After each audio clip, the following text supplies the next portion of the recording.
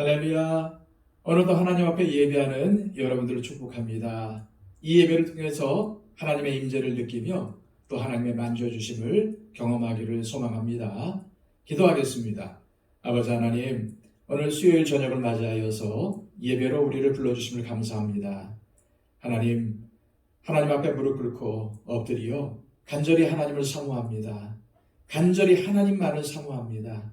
주님, 우리가 예배하는 현장에 임재하여 주셔서 우리 한 사람 한 사람을 만져주시고, 하나님, 세상으로 인해서 아팠던 마음들, 상처받았던 마음들을 씻어주시고 꿰매어 주시옵소서. 그리하여 주님의 말씀으로 회복되고 주님의 만져주심으로 인해서 치유되는 은혜가 있기를 원합니다.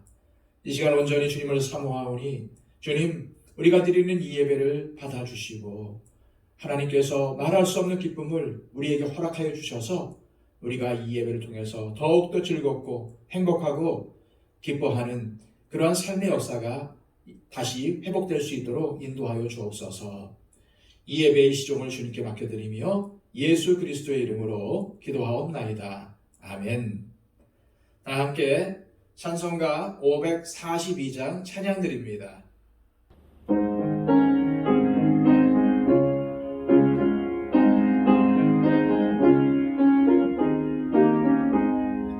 구주 예수 의지함이 심히 기쁜 일일세. 영생 허락받았으니 의심 마주 없도다.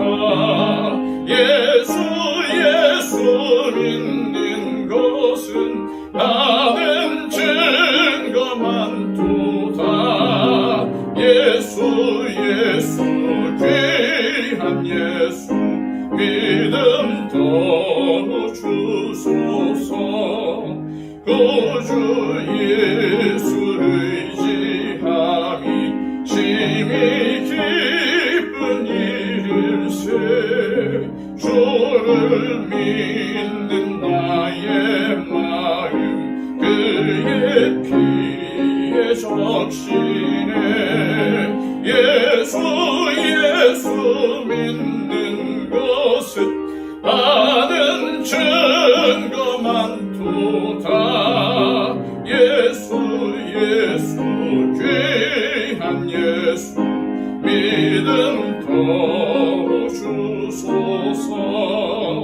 구주 예수 의지하여 죄악 벗어버리네.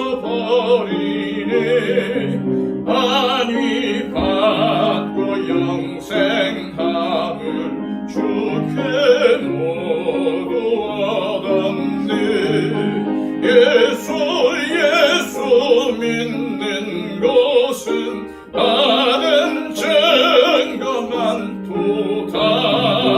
예수 귀한 예수 믿음 더욱 주소서. 구주 예수 의지하여 구원함을 얻었네.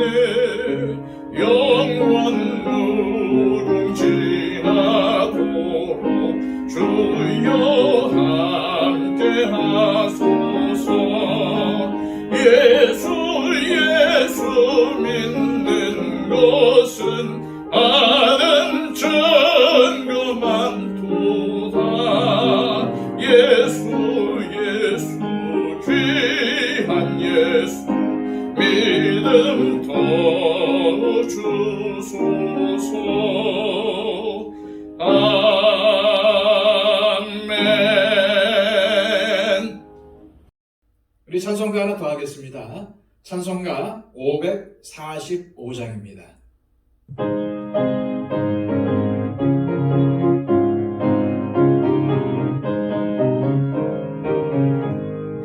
이는 아무 증거 아니 배워도 믿음만을 가지고서 늘 걸으며 이 귀에 아무 소리 아니 들려도 하나님의 약속 위에 서리라.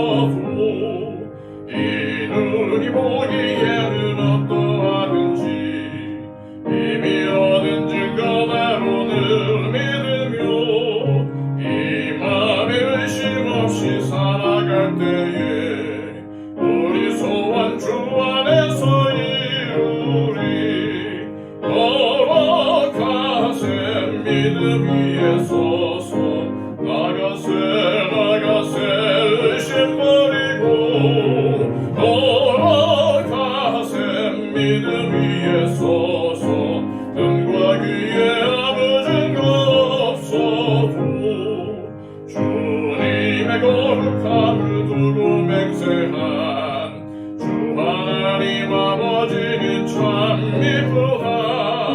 그 귀한 모든 약속 믿는 자에게 능치 못한 무슨 일이 있을까. 걸어가세 믿음 위에 서서 나가세 나가세 의심 버리고 걸어가세 믿음 위에 서서 눈과 귀에 아무 증거 없어도. 이 시간 우리에게 주시는 주님의 복된 말씀은 신약성경 야고보서 1장 5절에서 8절까지의 말씀입니다. 신약성경 371쪽입니다. 너희 중에 누구든지 지혜가 부족하거든 모든 사람에게 후히 주시고 꾸짖지 아니하시는 하나님께 구하라. 그리하면 주시리라. 오직 믿음으로 구하고 조금도 의심하지 말라. 의심하는 자는 마치 바람에 밀려 요동하는 바닷물결 같으니 이런 사람은 무엇이든지 굳게 얻기를 생각하지 말라. 두 마음을 품어 모든 일에 정함이 없는 자로다. 아멘. 여러분은 지금까지 신앙생활을 해오시면서 하나님의 음성을 들은 적이 있으십니까? 있으시다면 어떠한 식으로 들으셨고 하나님이 뭐라고 말씀하셨습니까? 들은 적이 없으시다면 하나님의 음성을 듣지도 못했는데 어떻게 중요한 결정을 하셨습니까?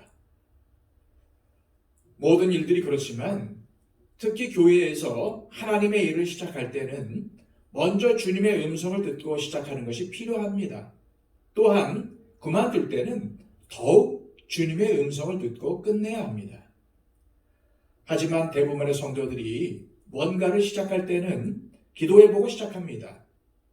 그러나 그만둘 때에는 주님의 응답을 구하거나 받지 않은 상태에서 자기 마음대로 그만둘 때가 많습니다. 이것은 직장을 잡거나 사업을 새로 시작할 때도 마찬가지입니다.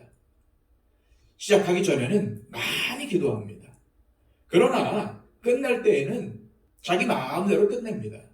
그러나 우리는 가정과 일터와 교회에서 뭔가 하려고 할 때는 반드시 하나님의 음성을 듣고 시작해서 하나님의 음성을 듣고 끝내야 합니다.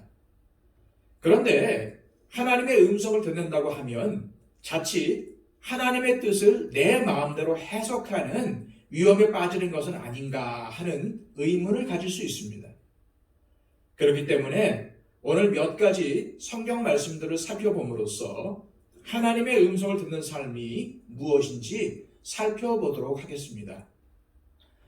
첫 번째로 생각해 볼 성경 본문은 바로 오늘 본문인 야고보서 1장 5절의 말씀입니다. 너희 중에 누구든지 지혜가 부족하거든 모든 사람에게 후히 주시고 꾸짖지 아니하시는 하나님께 구하라. 그리하면 주시리라.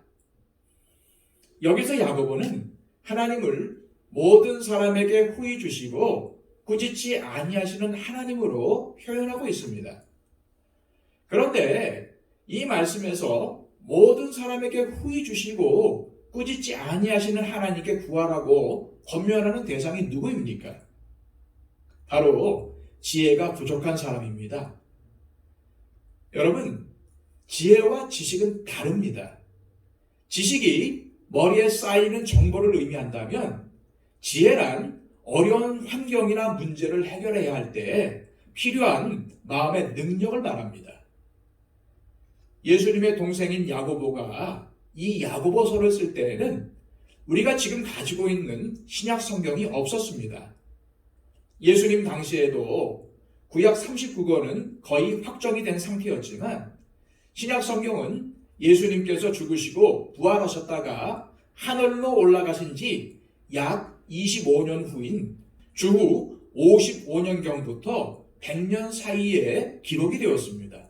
다시 말해 신약 27권 대다수가 예수님이 이 땅에서 인간의 몸으로 사셨을 때 그분이 하셨던 말씀을 직접 들었고 하시는 일들을 직접 보았고 그분을 직접 만났던 사람들이 대부분 아직 살아있을 때 기록되었다는 말입니다. 예수님의 최측근으로서 그분을 가장 가까이에서 볼 수 있었던 사도들은 예수님의 행적과 가르침을 자세히 기록하기 시작했습니다. 예수님이 곧 다시 오시겠다고 하셨지만 예수님의 말씀을 듣고 예수님이 하신 일들을 목격한 사람들이 하나둘 세상을 떠나면서 예수님의 곳과 자기들의 곳이 다르다는 것을 알고 성경을 기록하기 시작했던 것입니다. 신약 성경의 대부분은 사실 편지입니다. 요한계시록도 편지입니다. 결국 틀림없다고 여겨지는 책들이 교회에 의해서 모아져서 신약 성경이 된 것입니다. 성령님의 역사 가운데 우리가 지금 가지고 있는 27권의 신약 성경이 정경으로 인정이 되었는데 주후 397년에 열린 카르타고 종교회의에서 그것을 확정했습니다. 야고보가 이 야고보서를 기록할 당시에는 신약 성경이 없었습니다. 그러므로 당시 그리스도인들은 성경을 통해서 하나님의 뜻을 발견하기가 어려웠을 것입니다. 구약을 통해서 지혜를 얻을 수는 있었지만 예수님의 십자가의 죽음과 부활이라는 사건에 비추어 구약을 이해하기 위해서는 성령님의 특별한 조명이 필요했습니다. 일상생활 속에서 지혜를 구할 때도 성령님의 특별하신 인도하심이 필요했습니다. 그래서 야고보는 지혜가 필요하면 하나님께 직접 구하라고 선포한 것입니다. 야고보는 하나님께 지혜를 구할 때에 응답해 주실 것이라는 확신이 있었습니다. 하나님의 음성을 들을 수 있다는 확신이 있었다는 말입니다. 야고보 자신이야말로 낙타 무르피라고 불릴 정도의 기도의 사람이었기 때문입니다. 단, 구할 때 주의해야 할 것이 있는데 의심하지 말고 구해야 한다는 것입니다. 자, 6절에서 8절까지의 말씀입니다. 오직 믿음으로 구하고 조금도 의심하지 말라. 의심하는 자는 마치 바람에 밀려 요동하는 바닷물결 같으니 이런 사람은 무엇이든지 주께 얻기를 생각하지 말라. 두 마음을 품어 모든 일에 정함이 없는 자로다. 무슨 말씀입니까? 기도를 하기는 하는데 의심하며 기도하면 받을 수 없다는 말입니다. 우리는 기도해 놓고도 이것이 될지 의심하는 경우가 참 많습니다. 그런데 1세기 당시 초대교회 성도들에게는 기도하면 하나님께서 직접 말씀해 주신다는 확신이 있었기 때문에 사도 바울도 고린도 교인들에게 이렇게 권면했습니다. 고린도전서 14장 39절을 새번역 성경으로 읽어드리겠습니다. 그러므로 나의 형제자매 여러분, 예언하기를 열심히 구하십시오. 신약 성경이 아직 책으로 형성되기 전인 그 당시에 하나님께서 교회에게 하고 싶은 말씀이 있을 때에는 예언자들, 곧 선지자들을 통해서 말씀하셨습니다. 하나님께서는 초대교회에 당신의 음성을 들려주셨고 환상을 보여주셨으며 지금도 동일하게 들려주고 계십니다. 물론 그때와 똑같이 하지는 않으십니다. 왜냐하면 지금 우리에게는 기록된 하나님의 말씀인 성경이 있기 때문입니다. 그러나 하나님께서 2000년 전에만 말씀하시고 지금은 하나님의 음성을 들려주지 않으신다고 생각할 근거도 별로 없습니다. 그러므로 우리는 하나님의 음성을 듣는 귀를 가져야 할 것입니다. 하나님의 음성을 듣는다고 할 때 사람을 통해서도 하나님은 말씀하십니다. 설교를 통해서 혹은 큐티 나눔을 통해서 누군가와의 대화를 통해서 하나님은 당신의 뜻을 알려주기도 하십니다. 따라서 우리가 하나님의 음성을 제대로 듣기 위해서는 뒤로 처져서 졸린 가운데 하면 안 되고 적극적으로 열정을 가지고 참여하며 아멘으로 화답하고 성경도 찾아보면서 적극적으로 할 때 되는 것입니다. 멍하니 다른 데를 보는 아이에게 아무리 옆에서 엄마가 얘야 밥 먹어라 라고 소리를 쳐도 못 듣는 것처럼 듣기는 듣는데 생각이 다른 데 가 있으면 하나님의 말씀이 마음에 미치지 못하는 것입니다. 그래서 우리는 하나님의 음성을 듣기 위해 열심히 애쓰며 예배를 드려야 합니다. 두 번째로 살펴볼 말씀은 마가복음 13장 11절 말씀입니다. 사람들이 너희를 끌어다가 넘겨줄 때에 무슨 말을 할까 미리 염려하지 말고 무엇이든지 그때에 너희에게 주시는 그 말을 하라. 말하는 이는 너희가 아니요 성령이시니라. 이 말씀은 세상의 종말과 예루살렘의 멸망에 대해 가르치시다가 제자들에게 주신 말씀입니다. 너희들이 내 이름으로 핍박을 받을 것이고 내 이름으로 체포되어 총독들과 왕들 앞에서 재판을 받을 것이다. 그러나 너희는 거기에 굴하지 말고 복음을 전하며 나의 증인이 되어라는 뜻으로 말씀하신 것입니다. 사실 예수님의 제자들 중 대다수는 순박한 시골 사람들이었는데 그런 사람들이 왕 앞에서나 관원들 앞에서 예수님을 전한다는 것은 아주 겁나는 일이었습니다. 하지만 그러한 제자들을 통해서 예수님은 말씀하십니다. 겁내지 말아라. 그때그때 생각나는 말을 하면 된다. 왜냐하면 그 말은 너희가 하는 것이 아니라 너희 안에 계신 성령님께서 하시는 것이기 때문이다. 필요할 때마다 자신들이 해야 할 말을 주님께서 들려주신다는 이 말씀이 제자들에게 얼마나 큰 위로와 용기가 되었겠습니까? 하나님은 제자들에게 그들이 해야 할 말을 들려주시고 제자들은 주님이 해주신 음성을 듣고 전달하기만 하면 되는 것입니다. 해야 할 말이 필요한 현장에서 그리고 필요한 때에 주님의 음성을 들려주시겠다는 약속입니다. 예수님께서 제자들에게 해주신 이 약속의 말씀이 1세기에 살았던 제자들에게만 해당되고 21세기를 사는 제자인 우리에게는 해당되지 않는다고 생각해서는 안 됩니다. 성경은 모든 부분이 하나님의 말씀인데 다른 말씀들을 믿는다면 이 약속 역시 하나님의 약속으로 받아들여야만 합니다. 그러므로 우리는 필요한 때에 들려주시는 하나님의 음성을 들어야 하고 또 들을 수 있어야 합니다. 하나님은 우리가 지혜를 구하면 꾸짖지 않으시고 후하게 주시겠다고 약속하셨습니다. 그러므로 우리는 믿지 않는 분들에게 전도를 할 때나 다른 성도와 교제하고 대화할 때, 특히 어떤 분이 상담이나 조언을 구할 때 내 생각이 아니라 하나님이 주시는 음성을 듣고 전달해야만 합니다. 하나님은 오늘도 말씀하십니다. 그러므로 우리는 하나님의 음성을 듣는 귀를 가져야 할 것입니다. 이제부터 누구와 평범한 만남이든지 성도들끼리의 모임이든지 또는 그 어떠한 모임이라 할지라도 상대방을 위해 기도하고 나가보십시오. 놀고 즐기는 모임이라 할지라도 교회에 안 나가는 분들과 교제하는 것이라 할지라도 그분들을 위해 기도를 하고 나가보십시오. 그러면 성령님의 음성을 듣는데 더 민감해집니다. 그래서 순간순간 어떠한 상황이 벌어질 때 어떻게 대처해야 할지 지혜를 주십니다.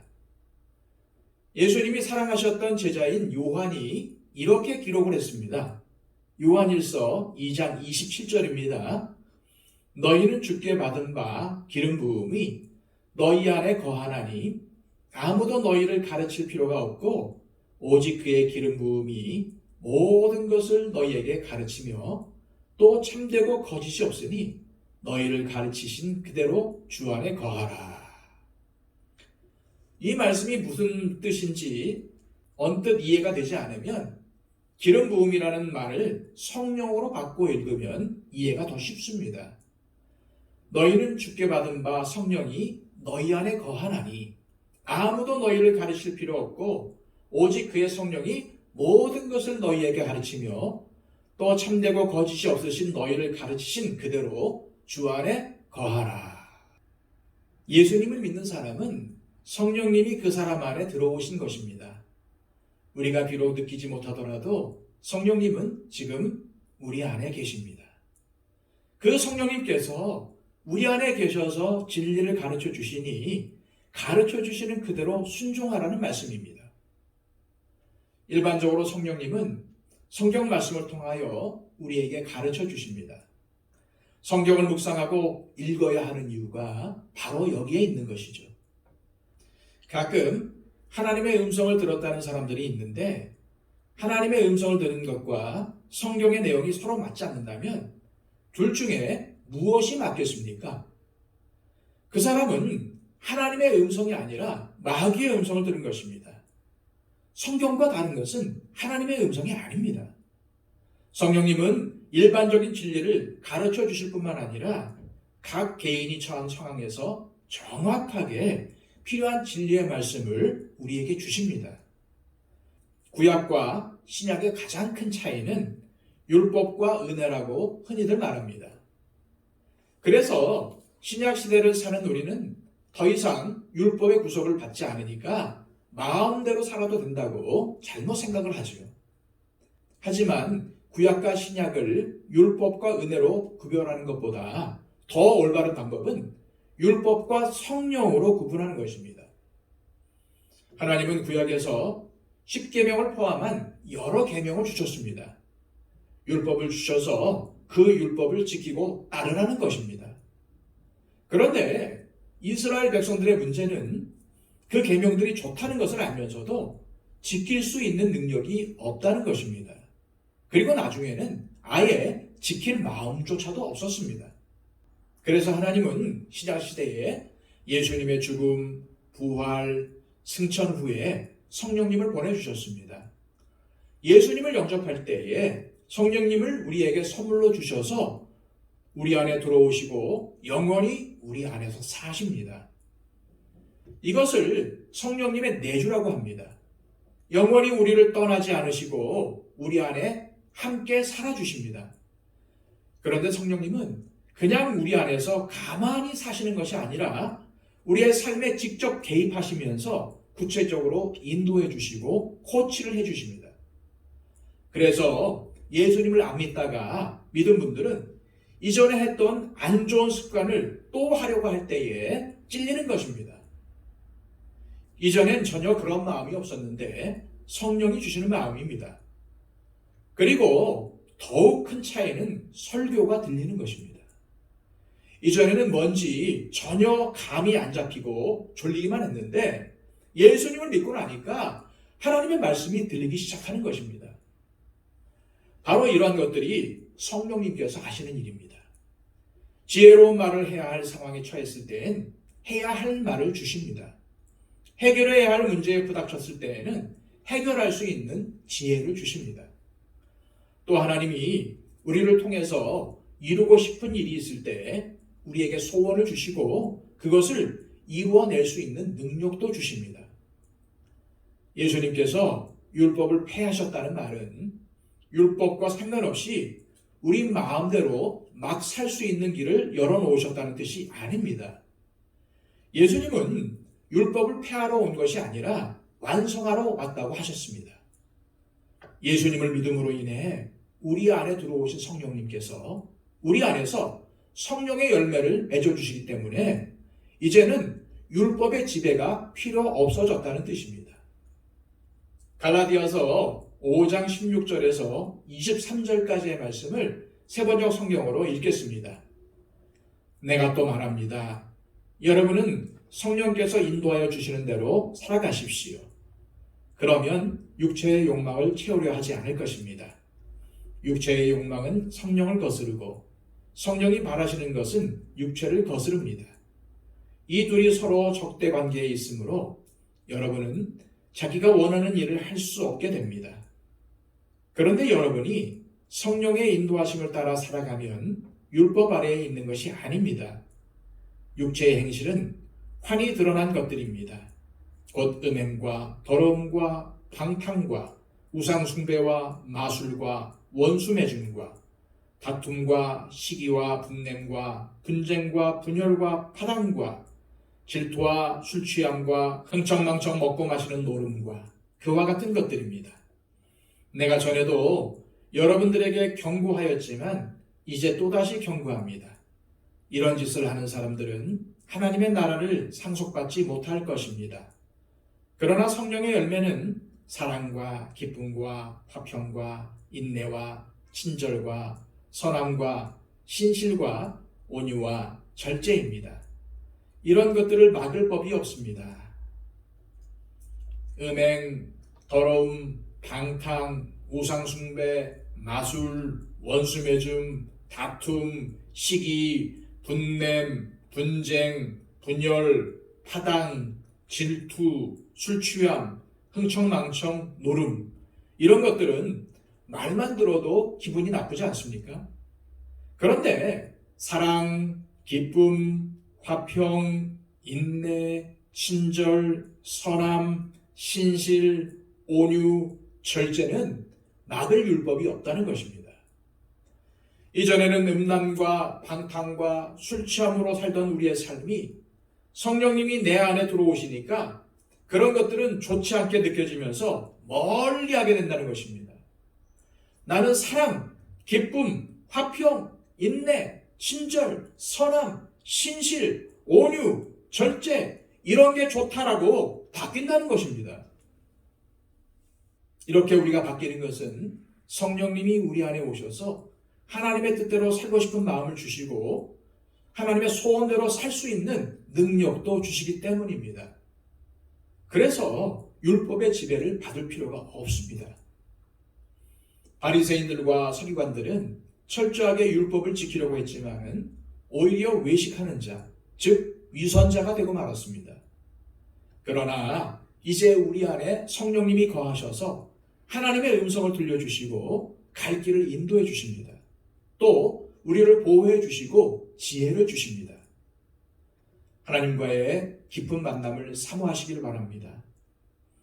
하나님과 마치 연애를 하는 기분으로 대화해 보십시오. 나도 한번 하나님의 음성을 들어봐야겠다 라고 체험을 추구하지 마시고 전심으로 하나님 말을 구하십시오. 하나님을 사랑할 때에 하나님은 자연스럽게 하나님의 음성을 여러분들에게 들려주십니다. 사랑하는 사람의 음성은 그냥 들립니다. 하나님을 사랑하면 그분의 음성이 들리게 됩니다. 응답을 찾는 것이 아니라 하나님을 찾으면 됩니다. 그러면 주님의 음성을 듣게 됩니다. 그분의 사랑의 만져주심을 경험하게 됩니다. 그리고 놀라운 평안과 감격을 맛보게 됩니다. 이렇게 살아서 역사하시는 하나님을 체험하지 못하고 베풀어 주시는 능력을 체험하지 못하기 때문에 신앙생활이 자꾸만 짐처럼 느껴지고 재미가 없는 것입니다. 사실 기도는 하나님께 대한 사랑의 표현입니다. 그렇다면 기도하지 않는 가장 큰 이유가 무엇이겠습니까? 하나님을 그만큼 사랑하지 않기 때문입니다. 요즘 이 시대에 정말 느끼는 것은 하나님을 열심히 잘 믿는 사람은 참 많다는 것입니다. 요즘 이 시대에 정말 느끼는 것은 하나님을 열심히 잘 믿는 사람들은 참 많다는 것입니다. 주여 믿습니다 하며 엄청나게 뜨겁게 믿습니다. 열정을 가지고 성경 공부도 하고 열심히 기도도 합니다. 그런데 어떠한 분이 이러한 지적을 했습니다. 이 시대 교회의 위기는 하나님을 믿는 사람들은 많은데 하나님을 사랑하는 사람이 적은 것이다. 정말 그렇습니다. 하나님을 사랑하고 그분과 함께 하고자 하는 마음이 없기 때문에 기도를 하지 않는 것입니다. 하나님과 대화하지 않습니다. 그러나 하나님의 사랑을 깨닫고 그분과 깊은 교제를 나누기 원하는 사람은 기도합니다.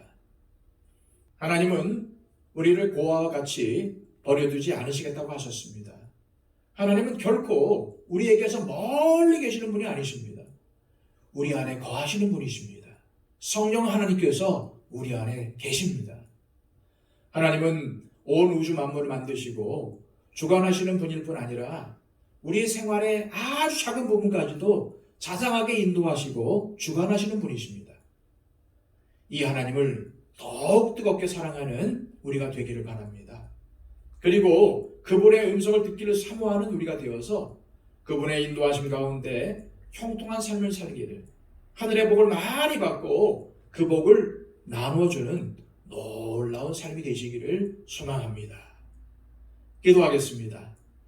아버지 하나님, 오늘 말씀을 주셔서 하나님께서 우리에게 원하시는 것이 무엇인지를 알게 해주심을 감사합니다. 주님, 하나님은 우리에게 끊임없이 말씀하시는데 우리는 귀를 닫고 하나님의 음성에 귀를 기울이지 않습니다. 하나님, 우리 마음에 들어와서 우리를 유혹하며 하나님의 음성을 듣지 못하게 하나님의 음성을 듣지 못하도록 방해하는 마귀의 유혹을 물리치게 하여 주시고 우리의 마음의 문을 열고 우리의 마음의 귀를 열어서 하나님의 음성을 듣기를 사모하고 또한 하나님과 깊은 영적인 교제를 나누는 우리의 삶이 되게 하여 주옵소서. 예수 그리스도의 이름으로 기도하옵나이다. 아멘.